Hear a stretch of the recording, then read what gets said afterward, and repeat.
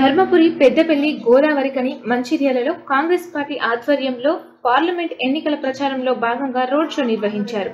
ఈ రోడ్ షోలో కాంగ్రెస్ పార్టీ ప్రచార కమిటీ చైర్మన్ విజయశాంతి పాల్గొన్నారు. కేసీఆర్ పై, ఆయన ప్రభుత్వ పనితీరుపై నిప్పులు చెరిగారామె. తెలంగాణ ఉద్యమంలో కేసీఆర్ కంటే తానే సీనియర్ అని, తెలంగాణ ప్రజలకు కేసీఆర్ చేసింది ఏమీ లేదని దుయ్యబట్టారు రామలమ్మ. ఉద్యమ సమయంలో ఉన్న కేసీఆర్ వేరు అని, ముఖ్యమంత్రి అయ్యాక కనిపిస్తున్న కేసీఆర్ వేరని అన్నారు. ఉద్యమ సమయంలో సింగరేణి కార్మికులను వాడుకొని గద్దెనెక్కినాక కార్మికులపై ఉక్కుపాదం మోపిన ఘనత కేసీఆర్ది అని విజయశాంతి మండిపడ్డారు.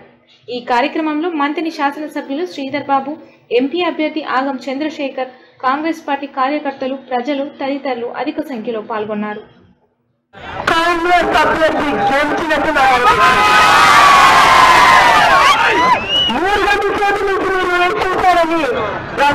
చెప్పారు, దానికి క్షమాపణ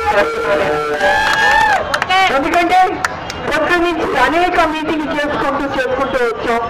కొంత ఆలస్యమైంది, దాన్ని క్షమించవలసిందని కోరుకుంటున్నాను.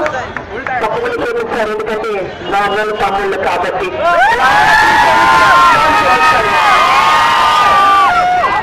గతంలో నేను ఇక్కడికి వచ్చానా? రాలేదా? నమస్కారా? ఉద్యోగం చేస్తాం, రాలేదా? రాలేదా? ఎన్నోసారి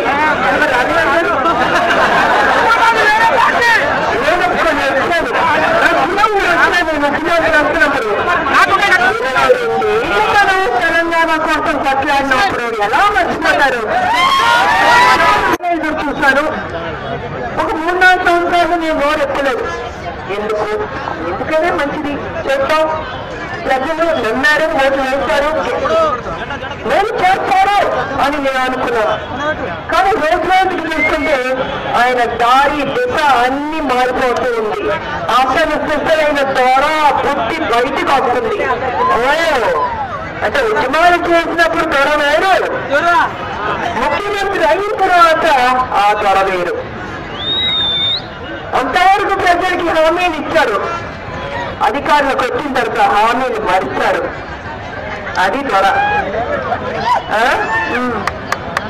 రేపు అంటారు మన సోదరులు, మెడికల్ కాలేజ్ ఇస్తానని వాగ్దానం చేశారు. ఇచ్చారా? అసలు ఏం ఇచ్చారు మీకు? స్థానిక ఉద్యోగాలు లేదు, ఒకరి సమస్యలు జరగలేదు, 3 ఎకరాల భూమి లేదు, డబుల్ బెడ్రూమ్ ఇల్లు లేదు, ఇంటికి నల్లా లేదు, అన్ని ఏది లేదంటే ఏది లేనప్పుడు 2014లో మళ్ళీ ఎందుకు ఓటు వేశారు? మీరు రమణకు సమాధానం చెప్పాలి.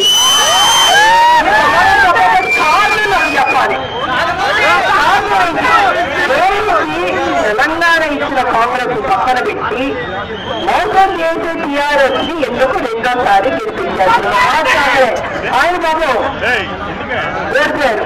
ఎంత ఆశతో వచ్చారు, యువకుడు ఆయన కూడా గెలుస్తారని గవర్నమెంట్ ఇచ్చారు. ధరని మోసం చేసేదాన్ని 5 ఏళ్ళు ఏమైనా చేశారంటే ఏం చేయలేదని మీరే అంటారు. విభజన సింధంలో కాంగ్రెస్ హామీలు ఇచ్చింది, మరి ఆ హామీలు నెరవేర్చాలని అనుకున్నాం. కానీ వచ్చింది బీజేపీ. బీజేపీ వచ్చిన 5 ఏళ్లలో ఏనాడైనా కేసీఆర్ గారు మోడీ గారిని అడిగారా, అయ్యా మాకు రావాల్సిన తెలంగాణకి ఇస్తారా ఇవ్వడానికి అడిగారా?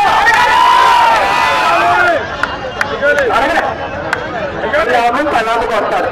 ఆయన ఎందుకో అంటే మా కాంగ్రెస్ పెట్టేస్తారు, రాహుల్ గాంధీ గారిని పెట్టారు. పాపం ఆయన ఏం చేశారు? ప్రధానమంత్రి అభ్యర్థిగా ఇప్పుడు రాబోతున్నారు. మరి 5 ఏళ్ళు ప్రధానమంత్రిగా ఉన్న మోడీ గారిని ఒక్క మాట మాట్లాడదు. ఎందుకంటే ఈయన ఒక తప్పులు ఆయనకు తెలుసు, ఆయన తప్పులు ఈయనకు తెలుసు. ఎప్పుడు పేర్కొందలో బకరాలు ఎవరంటే మనం బకరాలు, అది నిజంగా బకరాలు కదా. ఏ నిమిషం ప్లేస్ మారుస్తారో అలా మారుస్తారు. ప్రతి ఎన్నికలకి మీకు ఒక మంచి వాగ్దానం చేస్తారు. అబ్బో ఇది మీరు నమ్మేస్తారు, చాలా గొప్పని చేసేస్తారు అనుకుంటారు. ఎన్నికలు అయిన తర్వాత అలాగే సైడ్లో పెట్టేస్తారు. మళ్ళీ మీ తరం మాది ఏమైందని అనుకో, ఏ తమ్మి నేను మీకు చెప్పానా ఇస్తానని, నేను చెప్పానా, నేను చెప్పలేదా,